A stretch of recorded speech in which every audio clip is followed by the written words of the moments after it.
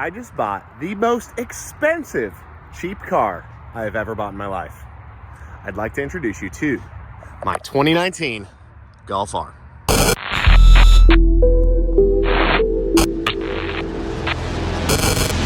Now, if you know anything about me and this channel, you know I like me a good cheap car, especially these Golf Rs. And this one is probably my first nice one. So it's a 2019 DSG in Indium Gray, which is what I wanted. That's the combo I wanted. And this one just happened to be the closest one to me in the nation. And it was about $5,000 to $7,000 cheaper than anything else I could find. And it is just so nice. I'm so excited about it. Now, when you get a cheap car, or the cheapest example of a car you can find, there's a reason for that. And this one has its reasons. Number one being that it is a 100,000 mile car, but it is a one owner car, and I have all the service records from day one from our local VW dealership, so that worked out really well. I was able to get a Carfax from my buddy Derek. Then I could see that it was serviced at our local Volkswagen dealer. I call them up because we buy parts from them all the time. They send me over the full service records. I can see everything that's happened on this car. The second reason it was so cheap is probably these tires and wheels. So we've got some kind of just run-of-the-mill aftermarket wheels on this thing. Plenty of curb rash on them. But when you drive this thing, it sounds like a tractor. These are some of the worst chopped tires I've ever driven on in my life, and it just ruins the ride of the entire car. It shakes the car. It feels like the wheels are horribly bent, even though they're not. And I'm pretty sure that probably discouraged a few other buyers, because this was listed for about $5,000 more than what I ended up buying it for, and then it ended up dropping after a few weeks. And again, the closest one to us in the nation, so that worked out great, and I could not be happier. In addition to that poor ride quality, we do have a couple tiny little dents, and I'm pretty confident PDR can take care of that. We've got a scratch here or there. We've got our worst dent over here, and I believe there's one more in this door right up here. I actually found the owner, and although they weren't a car enthusiast, they were someone who just loved this car for what it was. So they really appreciated it, took care of it, and it's in great shape for the miles on the car. Another reason it may have been a little cheaper is the parcel shelf is missing, but talking to the previous owner, they still have that, so they're gonna meet with me and give that back to me. Another big plus for me was that the windows were already tinted, and I hate driving a car without window tint. We've got 100,000 miles on the clock, but no engine lights. This thing is so clean. Caution, engine is running. One last item that may have been knocking the price on this down a little bit is it does have a very slight coolant leak on the front of the engine, and I'm pretty confident that's probably the water pump, because you can't see anything from up top. It's on the front of the block, and the water pump's right under the intake. Not a big deal. I'm gonna pop the intake off and throw a water pump on this. Something I'm amazed with coming directly from a Mark 6 Golf R is how much tech is in this car. It has adaptive cruise, lane assist, collision avoidance, I think. It's got all kinds of stuff in here. I'm still learning all these menus and everything it can do.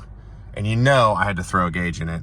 I did that the night I purchased it, so always gonna have a gauge in it. And I'm gonna leave this protective film on for as long as I can. So as I mentioned before, I'm always looking for a deal. I like to get like the cheapest example of a car and then kind of add myself into it, whether that be through body work, mechanical work, whatever, and just make some value out of a cheap car. And in this case, this car is much nicer than what I'm usually used to.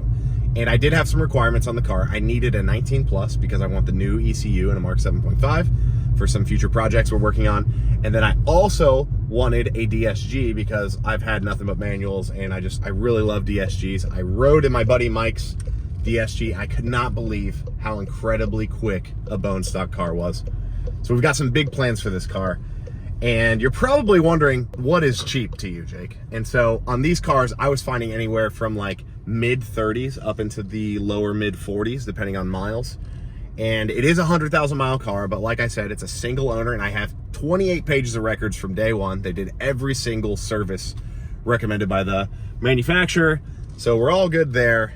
And I was able to get this car for $27,200. And it was quite a bit cheaper than anything else I could find. And like I said, right down the street. So out the door, tax, tags, titles, everything, we're under 30 grand. So we've got to start with a 2019 DSG Golf R in Indium Gray, the exact color I wanted, for a great price. And it's a great platform to have a car that is no longer beat up, rolled over, totaled, or a basket case that's half parted out like my other cars.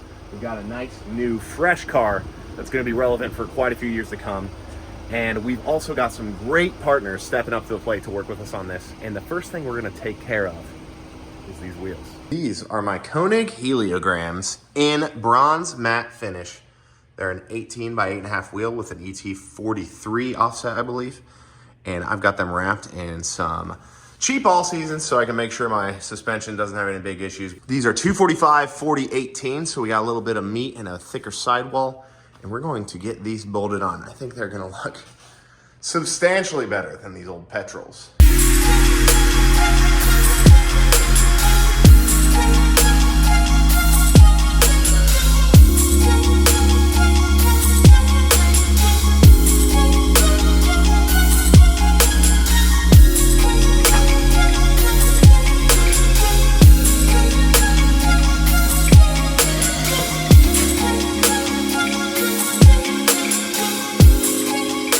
That is more like it. And when I was telling you that those old tires were chopped, I wasn't lying. Check this out. See where we got excessive wear in here? I don't know if you can tell, but that is just, there we go. Slow it down a little bit. There we go. Now you can see those chops going through. That's insane. Anyways, should feel like a new car now. And we've got a little bit of a wheel gap. We're gonna fix that as well, but it should relax just a little bit more once we get it rolled out into the parking lot, let the suspension relax down.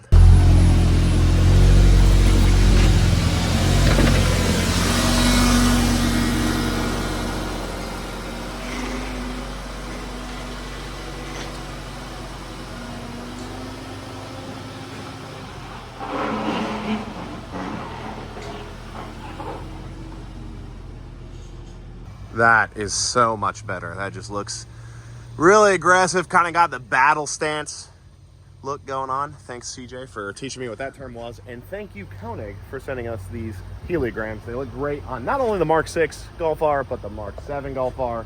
Same center bore, bolt right on.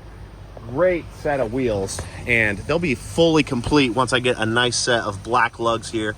This one had some issues with the thread, so I'm not going to run that. And then all of these are security lugs, a weird 10-point. And I just don't like using those. Plus, these are kind of ugly. So, our friends at Eurotuning have a set of fully glossed black lugs I'm going to put on the whole car. And speaking of Eurotuning, they're going to help us take care of a few other items on this car, starting with this worn out shift knob. Now, these seem to take quite a beating. I've seen lots of videos online about people talking about how worn out they get. And the rest of the interior looks really good. But then you got the shift knob here that's gross. So the solution we have for that is Eurotuning's new V2 shift knob. I opted to go with the leather rather than the Alcantara just to match the interior. But there she is, and it's weighted. It feels really good. Nice, solid piece of machinery there. So we're gonna put that in. They also sent us the lug kit I talked about. So we got a new set of lugs there, along with their cushioned, thin-walled socket that I'm going to dedicate to this car, keep in the glove box. And they also sent a set of their Velt Sport coil packs and hold down bolts. So we're going to throw those in. Getting ready to do some performance mods on this guy here soon, so we figured we would just freshen this up. It did just have a 100,000 mile service, so it's got new plugs in it, but the coil packs do look original. So we're gonna knock all that stuff out and then check it all out and see how it looks.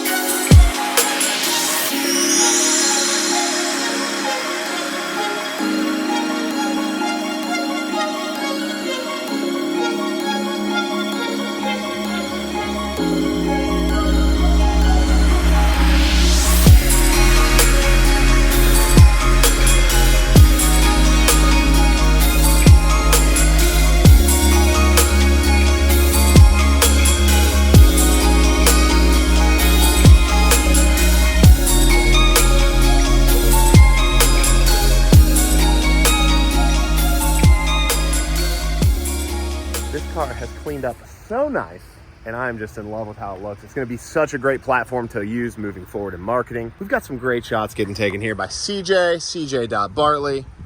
We'll be posting those up. We'll throw a link below. But she's just looking really great. Huge thanks again to Eurotuning for throwing us some parts for this, getting us set up, and it's just off to the races. We'll be able to see you guys there at the Eurotuning open house. That is going to be January 20th down in Tampa, Florida at Eurotuning HQ. We'll be there. CJ will be there. We'll be having some fun. But there she is, guys. Let me know what you think in the comments. One of our best sellers for a long time running now, so it should be a great platform to make a lot of good content. Still really relevant. Don't miss out. Stay tuned. Make sure you subscribe. Like the video. Let us know what you think. And we'll see you in the next one.